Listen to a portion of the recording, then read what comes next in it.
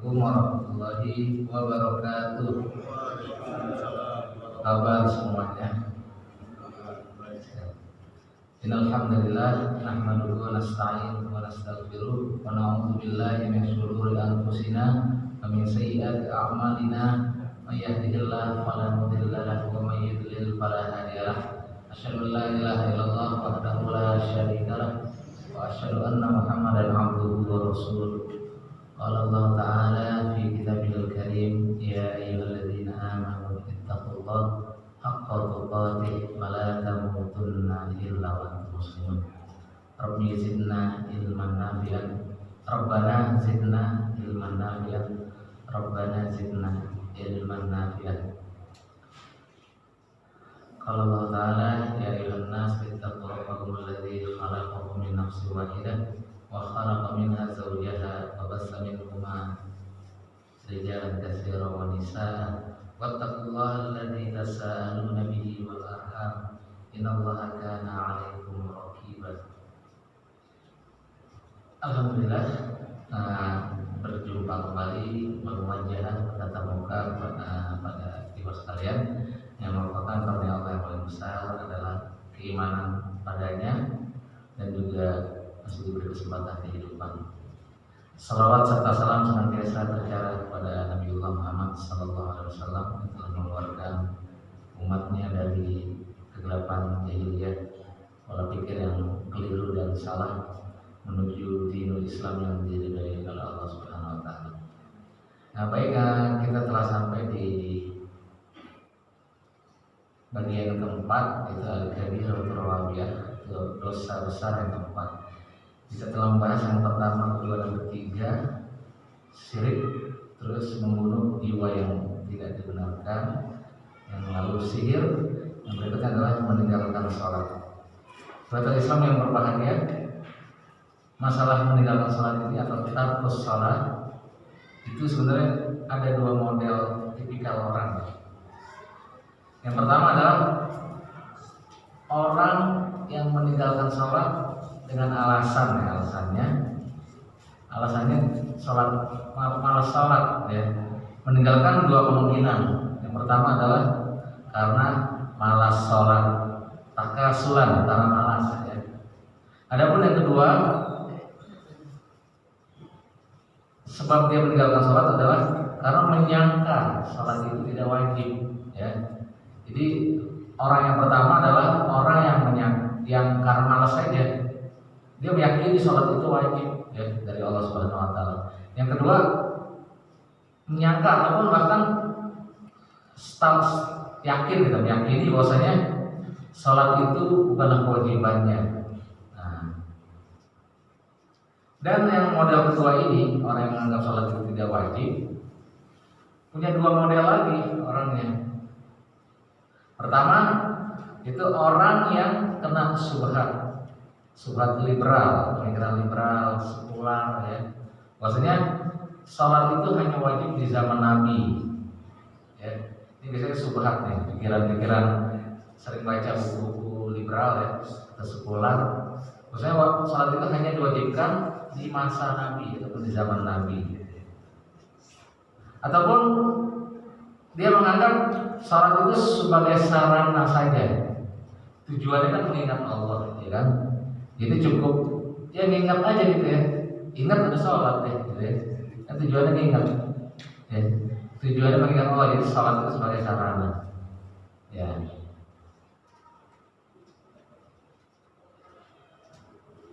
Saya ulangi, tipikal yang pertama adalah karena malas, takasulan.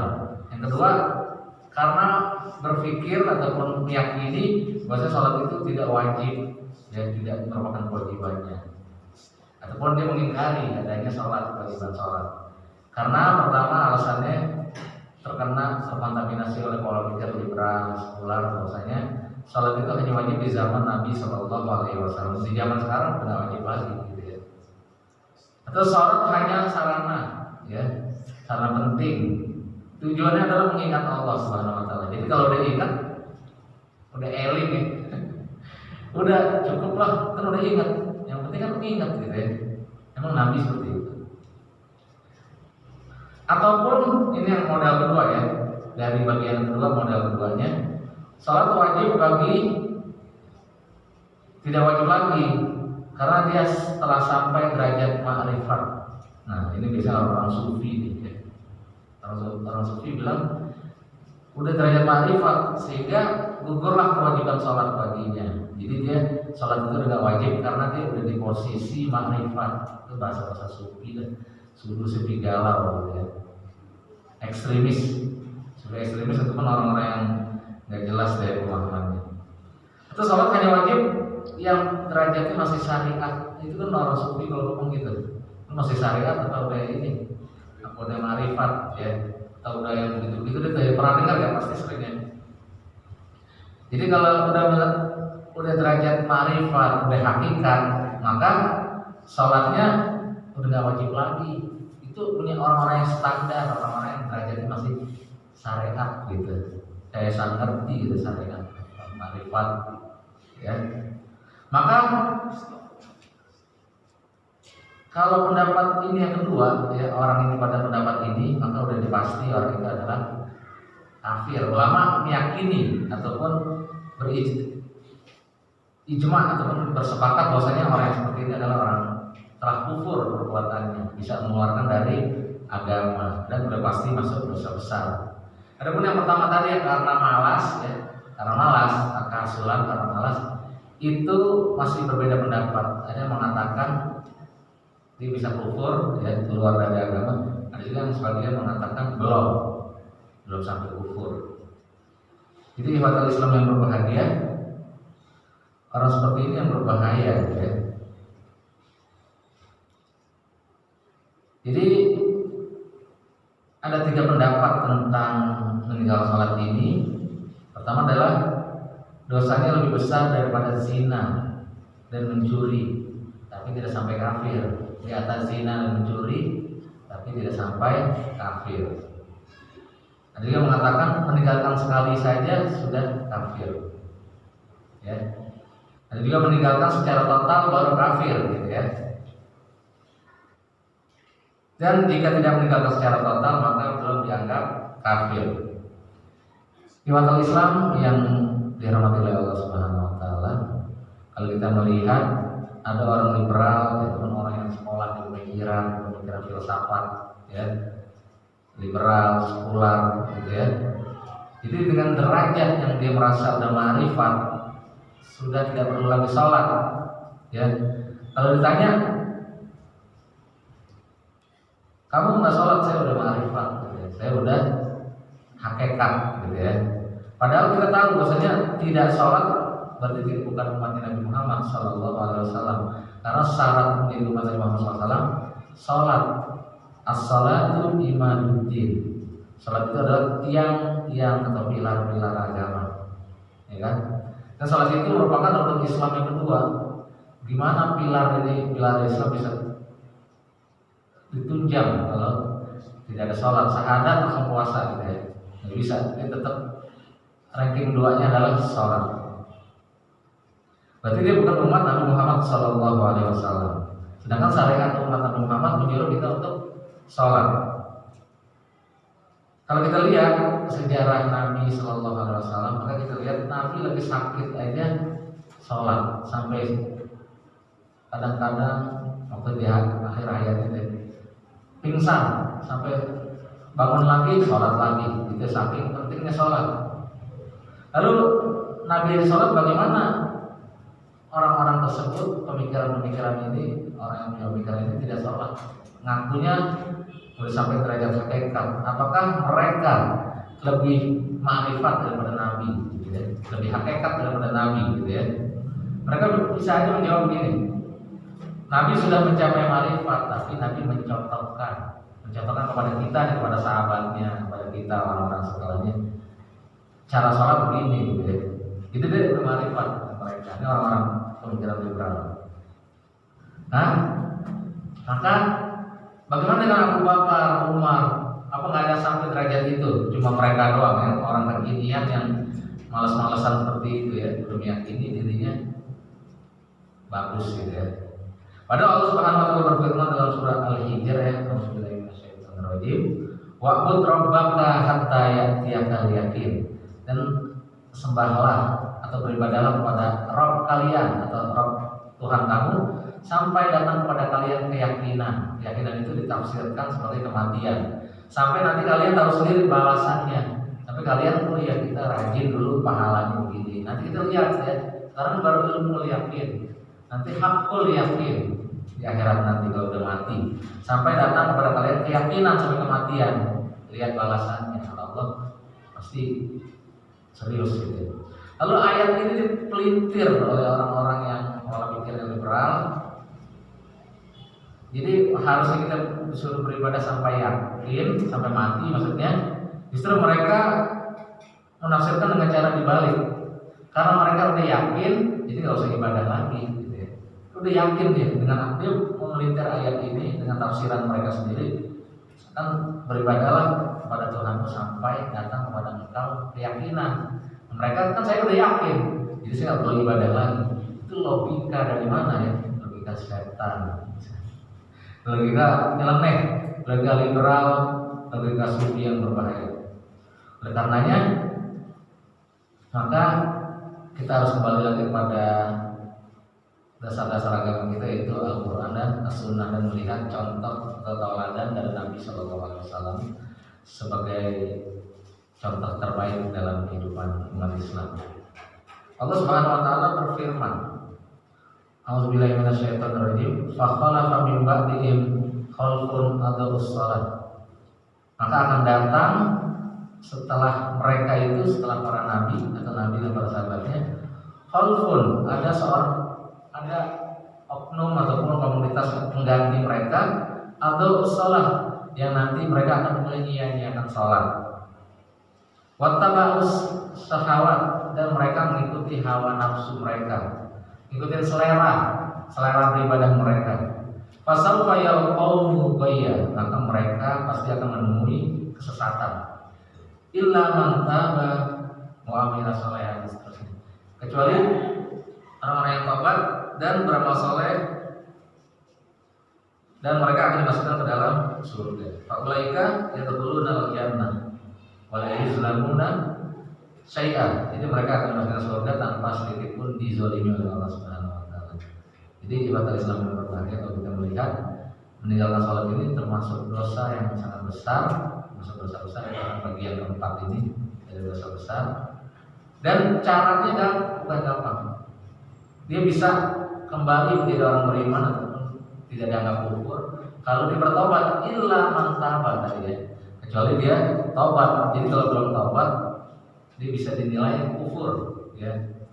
Lalu ada yang bertanya begini, oh mungkin kufurnya sedikit kali ya, sebagaimana orang kufur seperti orang yang mencela muslim yang lain. Sehingga belum muslim fusuk wa qitaluhu kufrun, mencela orang yang beriman adalah suatu kefasikan dan membunuhnya adalah suatu kufuran. Mungkin kufurnya kufur tingkat biasa, tidak sampai kufur keluar dari agama Islam. Kan kalau dia dimaafin, paman ufiya lahu min akhi sayyun fatibahun bil ma'ruf, kan barang siapa yang dimaafkan oleh saudaranya karena membunuh, maka disertai dengan amal perbuatan yang baik, wa adaw ilahi bi ihsan, maka dilakukan dengan yang baik juga, maka kepadanya lah perbuatan baik itu. Jadi ibadah Islam yang berbahagia. Jadi banyak yang dimaafkan, itu ada juga yang mengatakan jadi boleh. Ataupun jadi termasuk saudara kita, berarti kufurnya kufur tingkat rendah. Tapi sebenarnya kalau masalah sholat itu kufurnya tingkat tinggi ya. Tingkat tinggi karena sebagaimana firman Allah Subhanahu wa taala, al-ahdu allazi bainana wa bainahum as-shalah. Faman tarakaha faqad kafara. Dan ada perjanjian, amal perjanjian telah Allah janjikan terhadap orang-orang yang beriman, yaitu perjanjian antara kita dan Allah, antara kita dan mereka orang-orang kafir.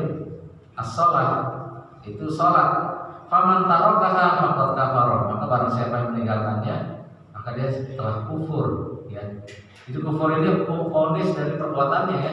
Kita nggak nunjuk orang, oh lo kau kafir gitu. Kamu orang kafir sebagaimana firman Allah. Enggak, kita tidak menunjuk oknum atau orangnya, tapi kita menghukumi vonis perbuatannya sebagai kufur. Itu nggak menunjuk orang, karena nggak boleh ya menunjuk orang dia kafir. Nah, nanti malah kita sendiri kan. Jadi walaupun kufur dinilai, tetap maksudnya perbuatannya kufur. Nanti hukumnya di sisi Allah Subhanahu Wa Taala. Allah Subhanahu Wa Taala berfirman, Ma salakakum fi saqar? Apa yang menyebabkan kalian masuk ke neraka saqar? Qalu lam naku minal musallin. Mereka menjawab, sungguh dulu kami di dunia dia termasuk orang-orang yang menjalankan sholat. Nah, berarti sholat itu penting dalam agama, itu besar ya. Tidak sebagaimana yang didengung-dengungkan oleh sekular dan kaum liberal ya. Itu biasanya nyesatin orang-orang yang awam, orang-orang yang lugu ya. Rajin baca buku, berilmu, berwawasan, tapi lugu. Orang lugu kan, kalau lugu, ya lugu gitu ya. Gampang disesatin gitu ya, gak punya dasar-dasar yang kuat ya. Mau gaya orang pemikirannya keren nih, dari barat ya. Dari Amerika itu keren, dari Spanyol, dari Perancis. Masa ngapain belajar di pesantren katanya? Makannya tempe, tahu, itu kayaknya tertinggal ya. Nah, ini keren, makanannya aja percikan katanya. Pola pikirnya kami coba lihat, jahiliyah. Ya, jadi jangan lihat keren secara fisik ya. Secara fisik keren belum tentu isinya matang dan benar. Tapi kita lihat isinya bagaimana dia sesuai dengan Allah dan Rasulnya atau enggak ya. Jangan silau dengan penampilan. Oh ya, kemasannya bagus, dosennya dari Harvard University Amerika Serikat ataupun dari sekolah-sekolah Eropa dan sebagainya. Terus padahal dia lagi menjual pemikiran-pemikiran yang sesat, yang akhirnya mahasiswa ngikutin, terpesona gitu ya sama dosen-dosen ini. Lalu kalau dia terpesona, orang gimana sih? Apa tindak tanduk yang dicintainya itu akan diikuti, junjungan diikuti gitu ya. Jadi sebagaimana kalau kita cinta Nabi, maka kita akan mengikuti perbuatan Nabi, sifat-sifat Nabi kan. Kalau kita nggak cinta, biasanya nggak ngikutin. Orang yang mengikuti suatu perbuatan berarti dia mencintai, ya kan? Konsekuensi dari mencintai biasanya mengikuti. Kita tadi soal berbahagia, Allah Subhanahu Wa Taala berfirman, "Fawailul lil musallin." Maka celakalah orang-orang yang salat. Siapa? Alladzina hum an salatihim sahun. Itu orang-orang yang dalam salatnya sahun, banyak kelalaiannya. Rasulullah bersabda, "Bainal abdi wa bainas syirki tarkus shalah." Antara seorang hamba dan perbuatan syirik hanya dibatasi oleh salat ya. Jadi orang muslim dan orang kafir itu hanya pembatasnya adalah salat. Jadi ini wilayah muslim yang salat, yang tidak salat itu wilayah keluar atau kufur. Baik orang Islam yang berbahagia, Rasulullah pernah bersabda,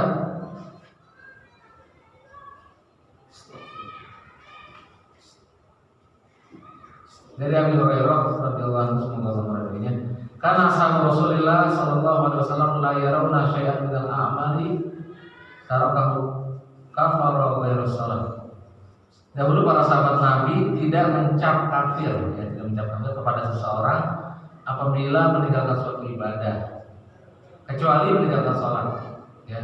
Karena amal ibadah yang pertama kali diminta di akhirat yang ditanya adalah sholat. Kalau muamalah itu darah, ya, membunuh, yang sama membunuh darah sesama muslim, lebih sesama muslim. Mantaraka sholat muta'ammidan faqad bari'at minhu zimmatullah.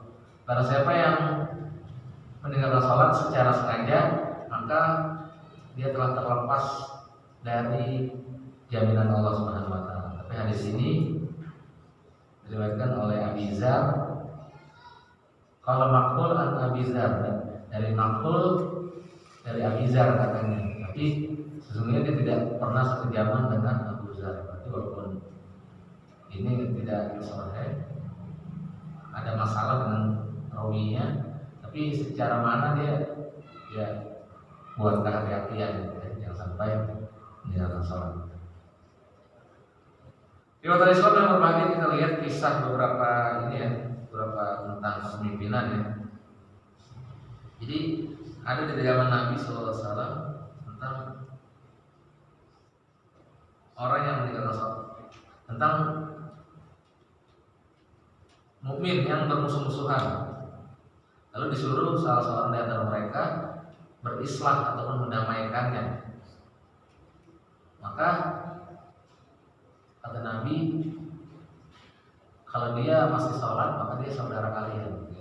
Begitu juga ada suatu hari Nabi Shallallahu Alaihi Wasallam kedatangan seseorang, lalu berkata orang itu, ya Rasulullah, ittaqillah, ya Rasulullah, hendaknya kamu bertakwalah kepada Allah Subhanahu Wa Taala. Kata si fulan ya, kata si seseorang ini. Maka Nabi berkata, wailak, alastu ahaqqu ahlil ardi an atqiya Allah. Kata Nabi, kalau diartikan secara ini itu kasar, serem juga nih. Wailak, celaka kamu. Maksudnya itu yang benar aja gitu ya bahasa kita. Bukankah aku adalah orang yang paling berhak untuk bertakwa di muka bumi ini di antara kalian? Bukankah aku orang yang paling bertakwa di antara kalian di muka bumi ini? Jadi seseorang nasihat Nabi, wahai Rasulullah, hendaknya kamu bertakwa kepada Allah Subhanahu Wa Taala. Masa Nabi bilang gitu ya? Tapi ini cuma ucapan aja. Sampai wailak itu ungkapan untuk celaka kamu, tapi ini sebenarnya cuma kata-kata saja, tapi bisa berbahaya juga maknanya. Celaka kamu wahai fulan. Dia seorang nabi nggak mungkin lah tidak bertakwa kan gitu. Maka Khalid bin Walid radhiyallahu anhu, maka Khalid bin Walid berkata, komentar pada Nabi sallallahu alaihi wasallam, "Ala adribu uluqahu ya Rasulullah?" Bolehkah aku menebas lehernya wahai Rasulullah? Jadi minta izin sama Rasulullah untuk menebas lehernya orang yang tidak sopan tadi ya. Sampai segitunya nih, karena nggak sopan ya Nabi. Nabi menjawab tidak, jangan ya. La'allahu ayyakuna yusolli, karena bisa jadi dia termasuk orang yang menjalankan sholat ya. Jadi artinya orang yang masih menjalankan sholat itu walaupun kurang ajar walaupun tidak sopan, jangan sampai dibunuh karena dia masih menjalankan sholat, masih menjadi seorang muslim ya kan. Kalau muslim kan haram darahnya. Ingat gak kisah dari riwayat ini dari Bukhari dan Muslim ya. Wa qala umirtu an uqatilan nas hatta yashhadu an la ilaha illallah. Nabi SAW bersabda, aku diperintah untuk memerangi manusia sampai mereka mengucapkan syahadatain, asyhadu an la ilaha illallah Muhammadar Rasulullah, wa yuqimus shalah, dan mengerjakan salat, wa yu'tuz zakat, dan mengeluarkan zakat. Ya, aku diperintah untuk memerangi manusia ya, sampai mereka, sebelum mereka ataupun sampai mereka bersyahadat, syahadatain, asyhadu an la ilaha illallah Muhammadar Rasulullah, dan mendirikan salat. Yang kedua, yang ketiga, wa yu'tuz zakat, dan melaksanakan ataupun mengeluarkan zakat-zakatnya, zakat harta, zakat fitrah dan sebagainya. Fa'idza fa'alu dzalik, kalau mereka telah menunaikan kewajiban tadi gitu ya, asamu minni, maka mereka akan terbebas dariku, kata Nabi, dima'ahum, darah-darah mereka, wa amwalahum, dan harta-harta mereka, illa bihaqqil Islam, kecuali dengan hak Islam, dengan perintah-perintah Allah nanti yang akan datang berikutnya. Wa hisabuhum 'ala Allah, sedangkan hisabnya, perhitungannya adalah di sisi Allah Subhanahu wa taala. Jadi kalau orang sudah bersyahadat, sudah setelah itu dia mendirikan salat, setelah apalagi dia mengeluarkan zakat ya. Syahadat aja udah menjamin, terus tambah lagi mengerjakan salat, tambah lagi lebih-lebih mengeluarkan zakat, terus puasa lagi, lebih kalau haji ya. Nah, maka aku tidak punya kehalalan untuk mengambil darah mereka, harta mereka, atau kehormatan mereka, kecuali kalau dia membunuh nanti dikisos ya. kecuali dengan hak Islam, dengan tuntunan Islam, dengan kalau Islam yang nyuruh seperti melanggar hak manusia lain gitu ya. Wa hisabuhum 'ala Allah, akan tetapi hisabnya masalah hati adalah urusan Allah Subhanahu wa taala. Amal perbuatannya yang mengukur adalah Allah Subhanahu wa taala. Jadi secara zahir kita harus menjaga darah sesama muslim. Darahnya, hartanya, kehormatannya. Muttafaqun alaih, diriwayatkan oleh Al-Bukhari dan Muslim, sangat kuat. Jadi tidak mungkin seorang itu kita bunuh kalau dia masih mengucapkan la ilaha illallah. Terus ditambah mendirikan sholat sebagaimana tadi.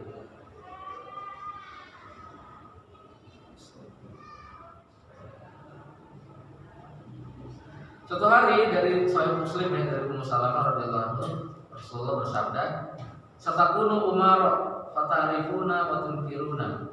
Maka akan muncul pada kalian nanti ada pemimpin yang kalian kenal lalu kalian ingkari. Faman arafa barikan, maka barang siapa yang mengingkarinya dia akan barikan, berlepas diri.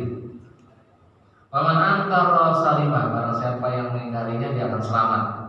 Walakin man radiya wa taba'a, akan tetapi mereka akan berdosa kalau mereka mengikuti pemimpin tersebut ya. Reda dan mengikutinya. Qalu afalan nuqatiluhum, lalu mereka para sahabat bertanya, apakah kami akan membunuh tipikal pemimpin seperti itu wahai Rasulullah? Qala, maka Nabi menjawab, la, jangan. Nabi, ma'aqamu fikumus shalah, selama mereka masih menjalankan sholat. Jadi betapa besarnya darah, kehormatan dan harta seorang muslim, sehingga walaupun mereka jalan pun tidak bisa diluruskan dengan pedang ataupun dengan membunuhnya ya. Jadi darah seorang muslim itu sangat tinggi di sisi Allah Subhanahu wa taala, sehingga apabila dia syahadat mendirikan sholat, itu sudah cukup buat kita tidak boleh membunuhnya, tidak boleh menumpas darahnya, kesalahan apapun ya, kecuali kisos ya, kecuali kalau dia membunuh saudara kita, maka ada hukum kisos di situ. Bagi keluarganya, kalau tidak terima silakan menuntut dan menuntut balik membunuh. Yang jalannya adalah pemerintahan Islam. Bukan sendiri ya, bukan dia ini tuh membunuh ini langsung hakim sendiri, bukan. Dari Ibnu Hazm dia berkata, la zamba ba'da syirki, tidak ada dosa satupun, tidak ada satupun dosa yang ataupun kejahatan dosa yang lebih besar setelah syirik daripada tarkus salat, daripada meninggalkan salat gitu ya. Untuk seseorang nih, hatta yang dia waktu sampai dia luput dari waktunya, betul-betul ninggalin sampai waktunya udah lewat gitu ya. Waqat la mu'minin bi ghairi haq, itu yang pertama meninggalkan salat. Yang kedua adalah membunuh orang beriman tanpa hak ya, tanpa dibenarkan oleh Allah Subhanahu wa taala. Seperti pembahasan kita ini sesi yang kedua. Saudara Islam yang berbahagia, sebagaimana kita katakan tadi dari Abu Hurairah radhiyallahu anhu, semoga berbahagia, Rasulullah sallallahu alaihi wasallam bersabda, "Awwalu ibadah yang pertama kali mayuhasab yang akan dihisab di sisi Allah, bihil abdu, yaitu ibadah yang akan dihisab oleh Allah kepada seorang hambanya adalah yaumul qiyamah, pada hari kiamat nanti, yakni min amalihi as-salat, di antara amalnya adalah salatnya.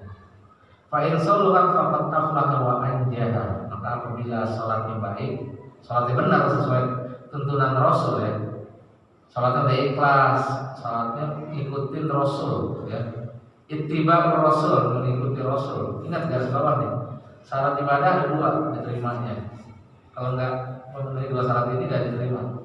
Pertama ikhlas, yang kedua mengikuti contoh Rasul. Berarti kalau ikhlas doang belum ya. Ataupun dia udah ikutin contoh Rasul tapi belum ada keikhlasan dalam hatinya, belum juga. Jadi dua ini nggak bisa dipisahkan. Pertama ikhlas, mengharap kepada Allah, pahala kepada Allah Subhanahu wa taala. Yang kedua ikutin Rasul, Mudah-mudahan sih kita udah pada ikhlas ya, cuma kita ngecek apakah kita udah sesuai tuntunan Rasul belum gitu ya. Apakah Al-Fatihahnya udah benar belum, bacaannya, wudunya udah benar belum, kan syarat sahnya sholat wudu dan lain sebagainya. Rukunya udah benar atau belum, sujudnya gitu kan. Sujud tangannya harus dirapetin, kakinya harus dirapetin. Ya kita melihat masih banyak yang terbuka kalau sujud, kakinya dilebarin gitu kan gini, rapet, gini ngadep kiblat. Rukuk renggangin, ya, bukan ditutup, renggangin. Nah begitu. Belum safnya gitu kan, udah rapat dan lurus atau enggak gitu kan. Itulah sholat, sebagaimana sholatlah kalian sebagaimana aku sholat. Itu namanya mengikuti Rasul. Jadi pertama kali dihisab adalah sholatnya dari amalan manusia. Apabila bagus sholatnya, faqad aflaha wa anjaha, maka dia udah divonis oleh Allah sebagai aflaha, beruntung. Jadi sholat bagus udah lumayan, itu bisa jaga beruntung dan wa anjaha, dan selamat. Selamat dari apa? Selamat dari api neraka. Wa iza fasadat, apabila sholatnya acak-acakan, Al-Fatihahnya panjang-pendek masih salah, wudunya masih salah gitu ya. Terus rukunnya kurang terpenuhi, kurang rapat seandainya, dan lain sebagainya. Nanti akan lebih lanjut itu pembelajarannya. Maka faqad khaba, atau waktunya kelewat gitu ya, atau menyanyiakan seperti fawailul musallin yang sahur tadi, orang-orang yang melalaikan gitu ya. Faqad khaba, maka dia telah gagal, wa khasira, dan telah rugi. Ya, kalau rugi itu bahasa Indonesianya kalah ya, loser kalau bahasa Inggrisnya, pecundang. Nah, jadi dia akan menjadi pecundang di hari kiamat,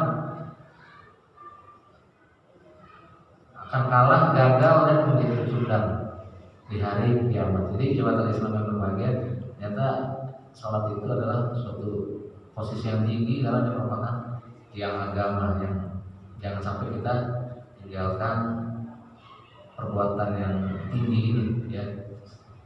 Baik jemaat iman yang berbahagia, barangkali ada hal-hal yang kurang jelas yang mau dikomentari ataupun ditanyain, saya persilahkan.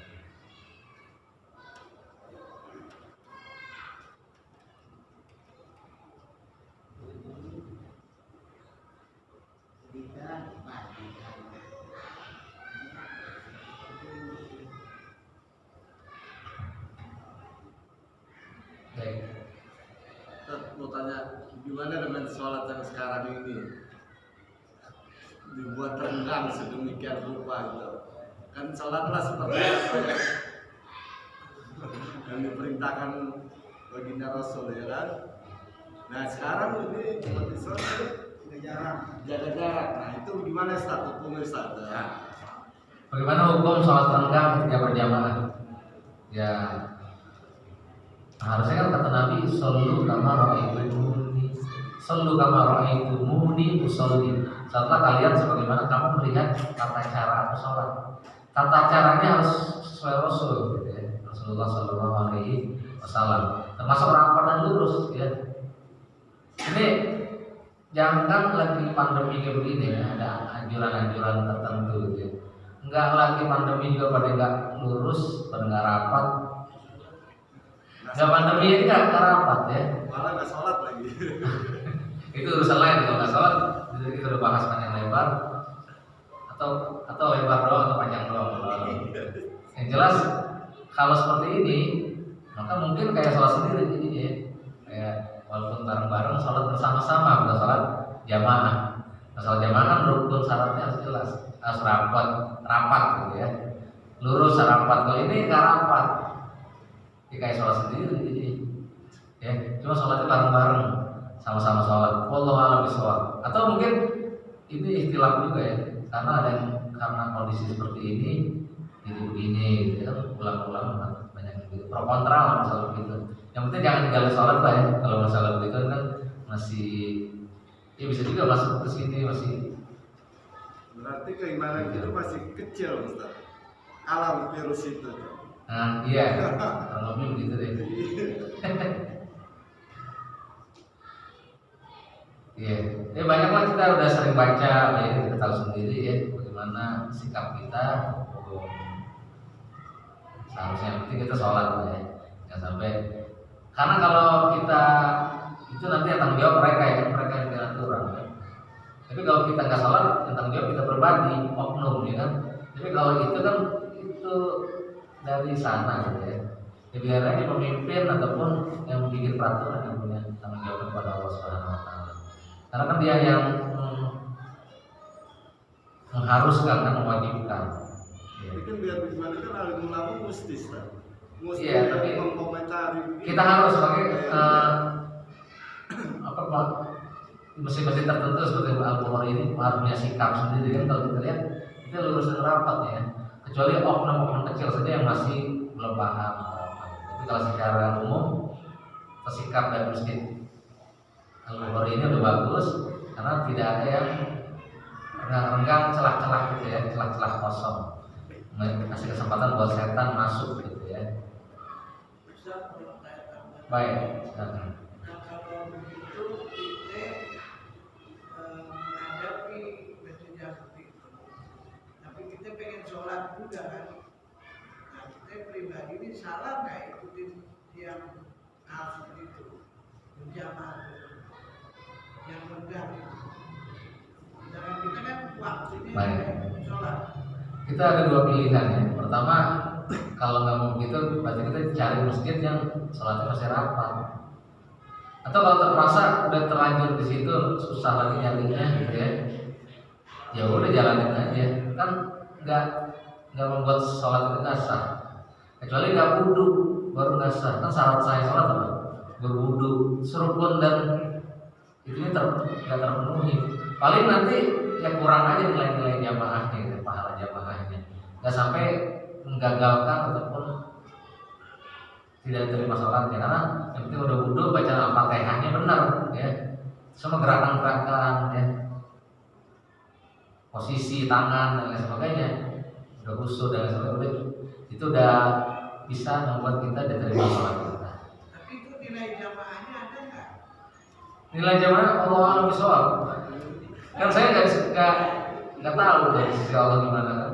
Catatannya ada di sana. Hanya Allah yang tahu lah. Allah yang tahu. Terus kalau kita jadi imam, misalnya kita imam menjaga itu, Iya. sedangkan imam itu kan sebelum mulai itu harus bilang rapatkan kata. Iya. Nah itu dibilang kan rapatnya segala gitu. Nah, yang penting tugas imam mengingatkan ya.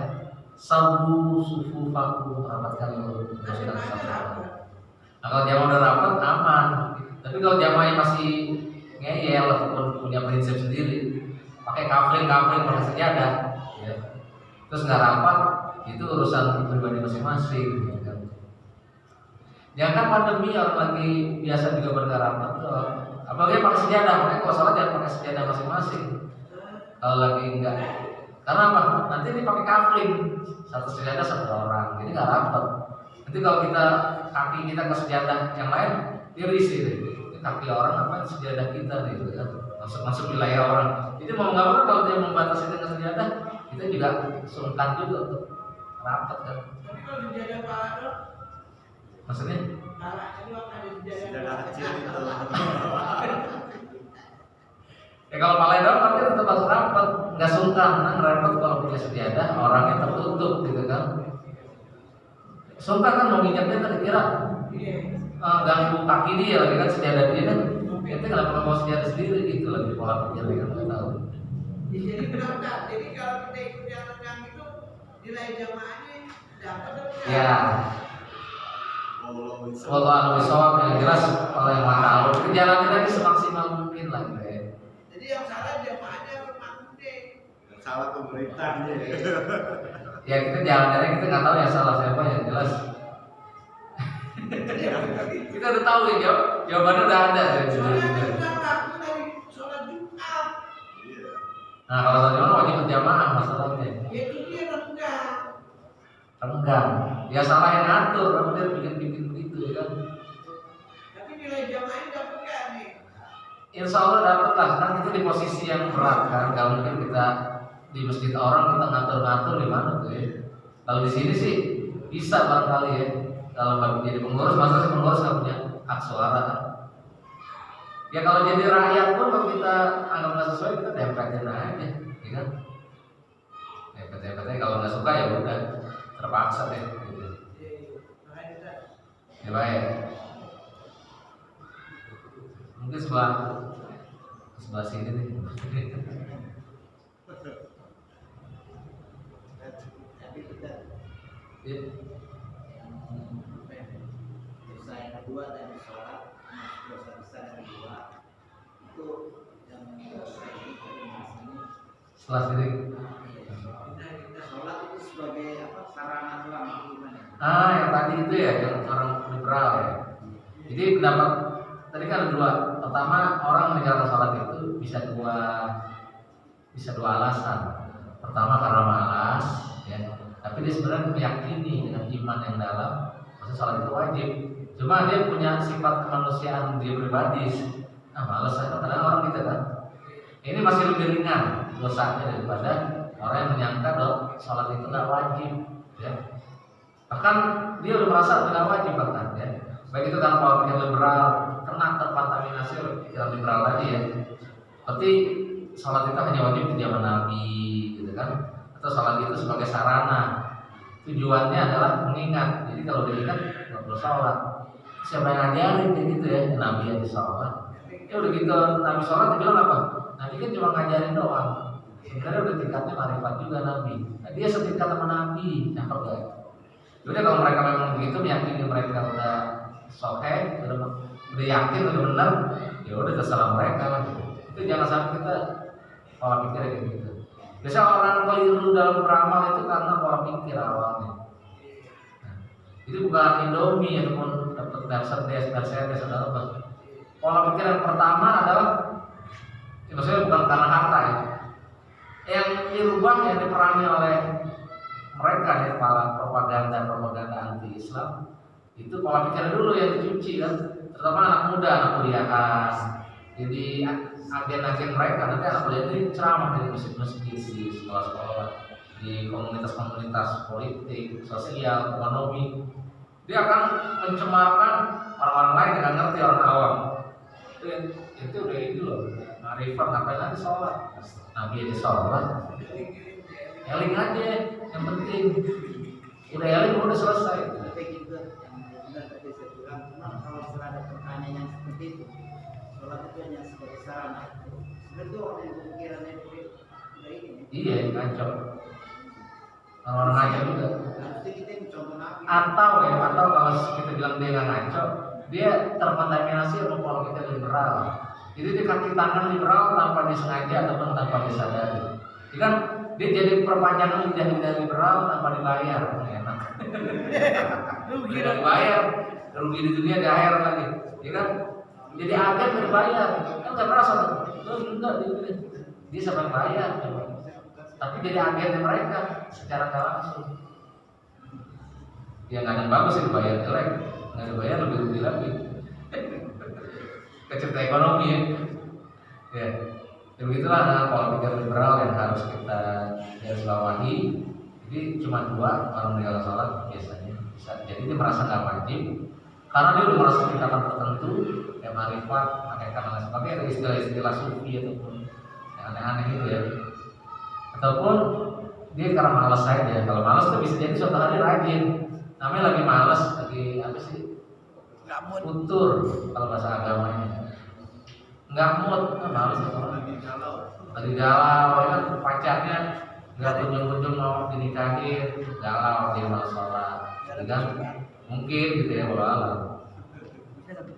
Ataupun nyari kerjaan masa pandemi nggak ada pendapat, stres, pelampiasannya ninggalin sholat, beberapa sholat gitu ya, mungkin gitu ya, macam-macam lah. Tapi dia meyakini sebenarnya wajib, cuma dia lagi ngambek aja gitu. Kalau alam bisa batal lagi malas aja kita lagi asik main game. Ya baik, itulah yang bisa disampaikan, semoga bermanfaat. Itu udah cukup ya. Dengan doa kafaratul majelis, subhanallahumma wa bihamdika asyhadu an la ilaha illa anta astaghfiruka wa atubu ilaik. Sekian, assalamualaikum warahmatullahi wabarakatuh. Waalaikumsalam warahmatullahi wabarakatuh.